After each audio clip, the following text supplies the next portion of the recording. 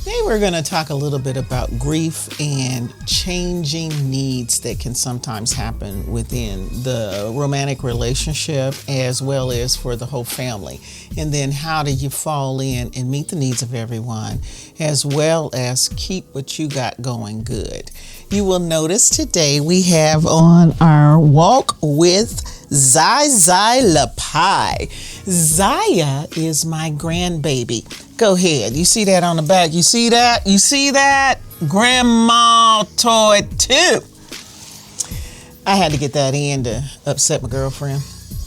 And we are praying for Zaya and her mother and the rest of the family because our little baby then got sick and has been in the hospital now almost 3 weeks. And bless her mother's heart, she video called me and I got to see my baby and just spend a little time with her mother, young woman, on the brink of professionalism and those kinds of things. And her baby is just very sick. Praying for that whole family. And Zai, girl, you come on in the room. You eat that nasty food. It's your medicine. She ain't gonna eat it. That's why I love her. So, we've kind of been back in another hard place, Johnny B. Hymon. My father, Walden Donald Brown, Donnie Brown, a.k.a. The Dust. He's dust in my life. That's what I call him. Got very sick and had been in the hospital for 21 days and has been diagnosed with multiple myeloma. And I think I was doing pretty good. I think I was doing real well. Then he came home on Monday and I left work and picked him up, because I need to see how this thing is going to work, how we need to shift and move to be able to support him. And I picked him up and I ended up staying home on Tuesday. I had some plans for Tuesday. I didn't like the way he was looking or something. So I said, I got to stay here. I need to be still and see what the needs are. Then on Wednesday, I think I had decided that Tuesday was the day that, whatever it was, I got it all mixed up and messed up. We finally got him to chemo on Thursday. I thought it was Wednesday and it was Thursday. I'm that person, John. I can go to work on Monday and by the end of the day, I know for sure it's Thursday. I got one more day left in the week. And I was having that kind of week last week, so I just stayed put. And I took him to the little chemo, and then he said, can we make a stop or two? And that man had me everywhere all over Topeka. And I'm thinking, I got to go to work to get away from him. I thought, you're sick. Why ain't you sitting still somewhere? And how about that man got up, got dressed, because he's trying. He wants to be as strong as he can be, as long as he can be. And he's trying to get up when his alarm clock goes off. And that man got up. I was talking to him on the porch. And when I went back in the house, his van was gone. And I'm like, what's happening here? That man got in his car and left. Now, he told me he needed to get to the laundromat. And he left and was gone all day. And I had developed a few feelings about it. And even my boo here, I heard. So we prayed and put him in the hand of God. And the conclusion that I came to was this. He's got to work his own grief too. He's been working all of his life. And this is a hard working man. And here he is in his 80s, and he will just be retiring from his job on April the 17th. And while I was in my feelings about, come here, you just took incredibly good care of my mother to the best of your ability, even when she wasn't trying to be helpful or cooperative. Let me extend this to you. And that brother one got in his car and rolled away. And the couple said, yeah, you probably gonna have to issue the silver alert to get him back in the house because he's free. He ain't coming back in here. Be bossed around. He ain't gonna do all this. And it just, I have to let him do his work and find peace in that. I need to meet him where he is. This is not really about what I want to do for him because of everything that he has meant to me. Done for me, done for my kids, done for my friends, being in my life. This is really about do with your time what you want to do. And when you need me, I'll come alongside and support you where I can. After you take note of my list of what I ain't gonna do, because I got a list of what I ain't gonna be doing. And I think he's making peace with that piece of the list too. In my experience with us and just in our life and how we deal with grief, it's that balancing act too of knowing how much it puts upon caregivers. Because I know you well enough, and I've been in families to know them well enough, that we absorb other people's grief.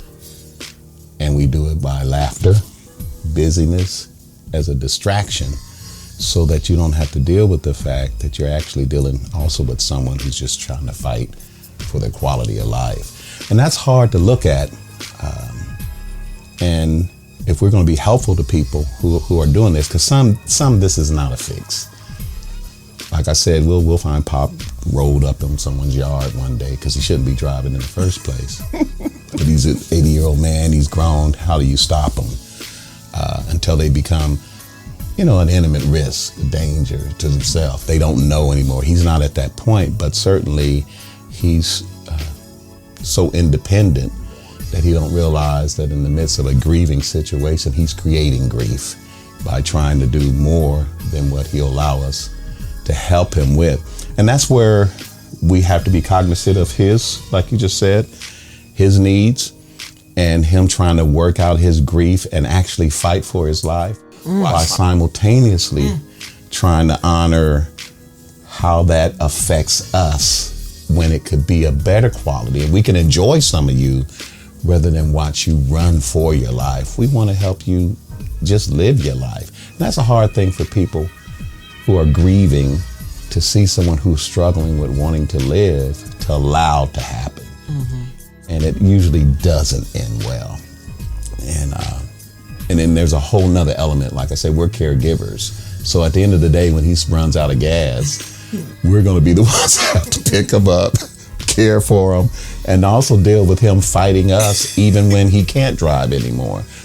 And that just takes a lot of what we've been talking about here, of having a loving and empathetic relationship, knowing how to process your own grief as you deal with people's mortality. See, because I was doing really well until Thursday, and the way his appointments are set up is, you do your little lab, you meet with the doctor, then you go do your chemo.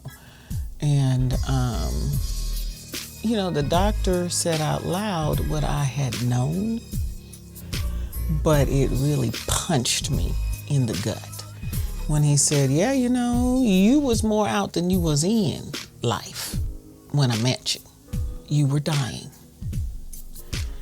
And, I'm not sure if you'll get strong enough or we could add other medication, but I believe that this is the first step, to getting you some relief and allowing you to have some quality of life. Mm-hmm. That was very clear in talking about, being conscientious of what quality of life meant to Dust. And, also letting him know if this doesn't work for you, you don't want to do it anymore, it's well within your rights to stop. And I always appreciate that. I think people need to know you are still in control. Right. But it was that you was on the way out of here that was the real punch in the gut for me. And I had to work hard. I had visited with a friend, and she mentioned having been in a hard spot and her beloved loving her through her situation that day and making it over the hump. And I thought, I texted you, in fact, and I said, are you at home? Because at one point my thought was, if I could just get in the bed and he's in there, I'm going to be okay. Mm-hmm. But then when I saw you, I was like, no, I'm going to need a hug. And you with your silly self, these arms are made for loving you and holding you. And, now I got other things on my mind. Let me have this minute, man. Stop trying to, what's that song? Never mind, I ain't gonna say it. But you see what I'm saying in terms of grief? Your natural response to grief, you're almost crying right now, but your natural response to grief Yes, I'm thinking, hey. is to throw in humor so you don't have to deal with the pain of it. Well, it's... you was dying. He was trying to leave me, and we had a conversation about it. Yeah. You saying, Toy, you keep running in these rooms telling these people, stop trying to leave me. Because I did. I went in and said, I know what you're doing. You better get yourself together because I ain't ready. And I told him, I'm serious now. He says, I know you are. I guess he's thinking, can I just be sick in peace? Well, let's sit in that for a minute. What's it like for you, just like a lot of other people we deal with dealing with grief, what it's like to be able to know that part of people's self-care and having control over whatever area of their life as they're transitioning out is to let them be sick in peace? How does that make you feel? What I have noticed, especially in trying to move through the loss of Beverly, and I can remember saying to Farron on the phone, she had called and said, how are you doing? And I said, I lost my mama. And whether she was a friend or I thought she was my foe, I've always had her. And so this is an adjustment for me, and I'm just doing the best I can every day. So the piece that I had to move beyond with Dust, because I was already there with my mother when she said, you don't know how much pain I'm in, back off of me. I need to do what I need to do. I'm like, okay, I'm here to support you. It wasn't until months later where I said, you are my mama. And I can say this to you. I can say to you, I want you back. Because you're my mother. I am not in the caregiver role right now. So with Dust, for me, it's like, I can let him go. Because that's the way of life. And I can come back and let him know later, I want you back. I'm not going to be a burden to you while you're pressing through this. But I'm going to let you know after you gone that I didn't appreciate it and I want you back. That's the best I got. I got to move through it. And then there's this part of me that just wants to, I just want to make it better. And I think a lot of times in life, my role is to be able to sit with people while they're processing that.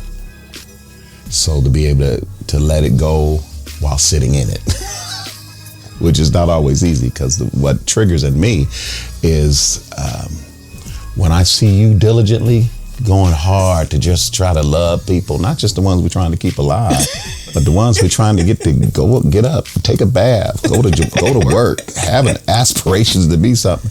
And when people are more concerned with you chasing them than they are being what you're trying to strive for them to be, that's when I say, even in my tears and my pain, I can sit back and let you be sick and leave you alone, than become more sick trying to help you be something that maybe is not your expectations but mine, which goes back to another one of my things. So grief, so much of grief, and we work it well, obviously. We working it right now. But it's being able to sit in it, let it go, while also sitting in it. So what would you like to leave with our audience today? This is pretty heavy stuff. Just hang in there. Keep moving. You have to keep moving, even when you don't want to. And if you find that you're not able to attend to your daily needs, bathing, eating, those kinds of things, then you need to go ahead and reach out and get some additional help. Get the medication. You ain't got to take it forever. And you can't fix fix things, but you can set boundaries, decide how much you'd be willing to engage. And then you just kind of sit in it while you allow people as much freedom to be themselves as they can while it's transitioning wherever it's going to go. Keep aligned to God. Yeah. And talking with Him. You need it. Thank you again for tuning in. We'll see you again next time. God bless you.